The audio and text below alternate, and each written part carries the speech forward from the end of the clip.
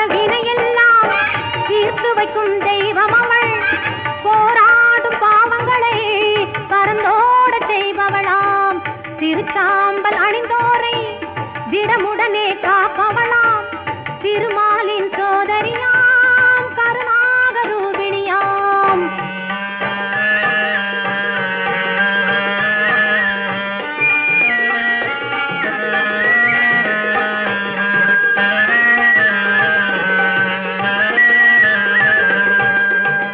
எங்கும் நிறைந்தவளாம், ஏகாந்த ரூபிணியாம். எங்கும் நிறைந்தவளாம், ஏகாந்த ரூபிணியாம்.